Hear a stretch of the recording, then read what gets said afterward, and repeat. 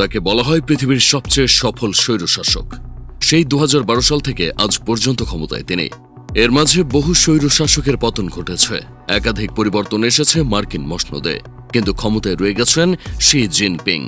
তিনি এমন আইন তৈরি করেছেন যে তিনি চাইলেই সারা জীবন ক্ষমতায় থাকতে পারেন।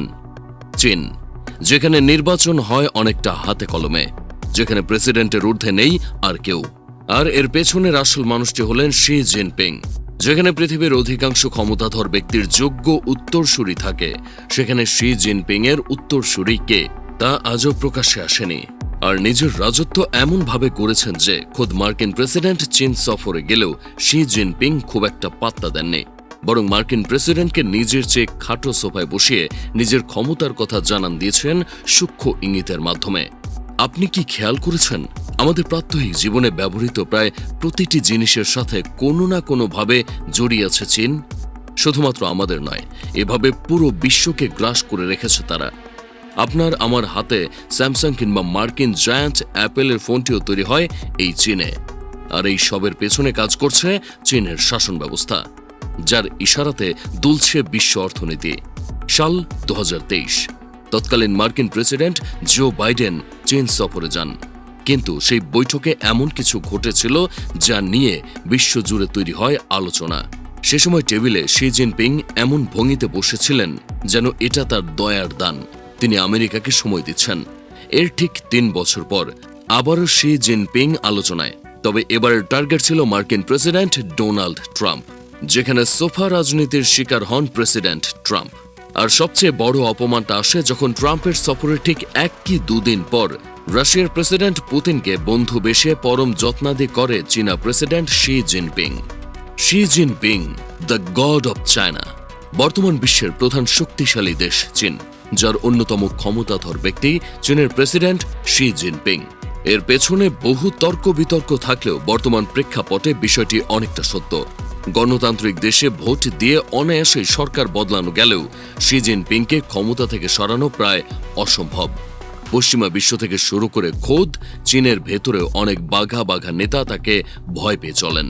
তবে শিয়ের এই অপ্রতিরোধ্য হয়ে ওঠার গল্প কিন্তু একদম সহজ ছিল না, বরং সকলের অগোচরে ধাপে ধাপে এই পর্যায়ে এসেছেন তিনি।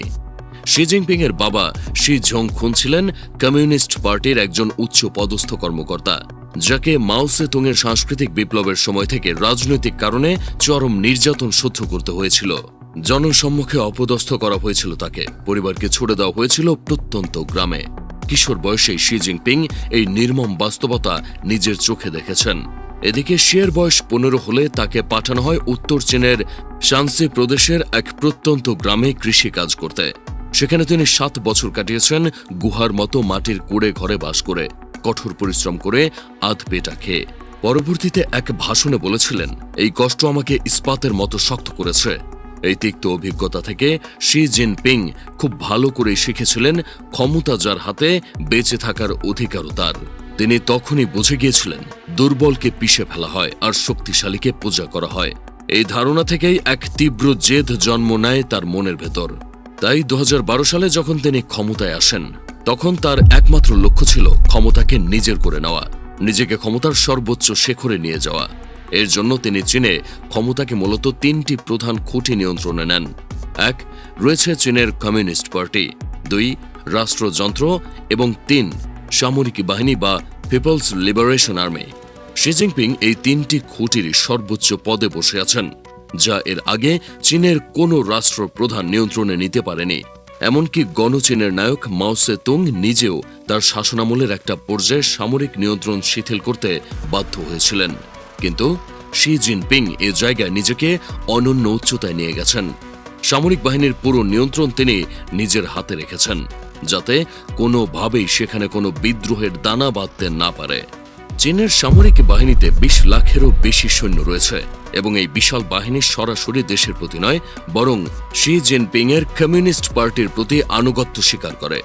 আর এই পার্টির কেন্দ্রে একজনই, তিনি হলেন শি জিনপিং। দেয়ালের আড়ালে তিনি শুধু সেনাপ্রধান নন, প্রতিটি সামরিক সিদ্ধান্তের চূড়ান্ত অনুমোদন তার কাছ থেকে আসে। এর জন্য ক্ষমতায় এসেই জিনপিং একটা দুর্দান্ত চাল চালেন। তিনি ঘোষণা করলেন দেশব্যাপী এক বিশাল দুর্নীতি বিরোধী অভিযান। সাধারণ মানুষের কাছে এই অভিযান তুমুল জনপ্রিয়তা পেয়েছিল, কারণ চীনের দুর্নীতি সত্যিই মারাত্মক সমস্যা ছিল। সরকারি কর্মকর্তারা প্রকাশ্যে ঘুষ নিতেন, বিলাসবহুল জীবনযাপন করতেন। কিন্তু পর্দার আড়ালের গল্পটা ছিল সম্পূর্ণ ভিন্ন। এই অভিযানের নামে তিনি মূলত তার সকল রাজনৈতিক প্রতিপক্ষকে একে একে সরিয়ে দিতে শুরু করলেন। গত এক যুগেরও বেশি সময়ে চীনে প্রায় 50 লাখ সরকারি ও সামরিক কর্মকর্তাকে দুর্নীতির অভিযোগে তদন্তের আওতায় আনা হয়েছে। বড় বড় জেনারেল পলিট ব্যুরোর প্রভাবশালী সদস্য কেউই রেহাই পাননি। এমনকি সম্প্রতি চীনের সাবেক প্রতিরক্ষামন্ত্রী মাত্র 7 মাস দায়িত্ব থাকার পরই হঠাৎ নিখোঁজ হয়ে যান। কোনো প্রেস কনফারেন্স নেই, কোনো আনুষ্ঠানিক বিবৃতি নেই। একদিন শুধু তাকে আর দেখা যাচ্ছে না, পরে জানা যায় তাকে তদন্তের আওতায় এনে সরিয়ে দিয়েছে সে।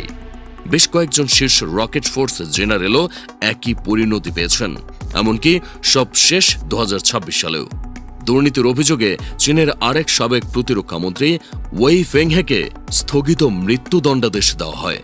সোজা কথায়, যেই জিনপিং এর জন্য ভবিষ্যৎ হুমকি হতে পারত, তাকেই তিনি দুর্নীতির তকমা লাগিয়ে চিরতরে রাষ্ট্রযন্ত্র থেকে সরিয়ে দিয়েছেন। 2018 সালের আগে চীনের সংবিধানে নিয়ম ছিল যে কোনো প্রেসিডেন্ট পরপর 2 মেয়াদের বেশি অর্থাৎ 10 বছরের বেশি ক্ষমতায় থাকতে পারবেন না। এই নিয়ম তৈরি করা হয়েছিল ঠিক মাও সেতুং এর মতো আরেক স্বৈরশাসকের উদ্ভব ঠেকাতে, যাতে কেউ আজীবন ক্ষমতায় আঁকড়ে বসে না থাকে। কিন্তু শি জিনপিং 2018 সালে সরাসরি চীনের সংবিধানে হাত দিলেন এবং প্রেসিডেন্টের 2 মেয়াদের সীমাবদ্ধতা পুরোপুরি বাতিল করে দিলেন। সংসদে ভোটাভুটি হয়েছিল 2964 জন সদস্যের মধ্যে, যার মাঝে মাত্র 2 জন শিয়ের বিপক্ষে ভোট দিয়েছিলেন আর 3 জন ভোট দেওয়া থেকে বিরত ছিলেন। এমনকি চীনের মিডিয়াতেও তার হাত। বলা যায়, শি জিনপিং চাইলে এখন আজীবন চীনের প্রেসিডেন্ট পদে থাকতে পারবেন। চীনের সরকারে তাকে এখনও দেখানো হয় এক অদম্য অক্লান্ত নেতা হিসেবে। কিন্তু প্রশ্ন জাগতে পারে, দেশের 140 কোটি মানুষ এসব কেন মেনে নিচ্ছে? তারা কেন রাস্তায় নেমে আন্দোলন করে না? এর কারণ হলো শিয়ের তৈরি করা এক নিশ্ছিদ্র সার্ভেলেন্স স্টেট বা নজরদারি রাষ্ট্র। আধুনিক প্রযুক্তি ব্যবহার করে তিনি এমন এক সিস্টেম তৈরি করেছেন যা অতীতের কোনো শাসকের আমলেই অকল্পনীয় ছিল।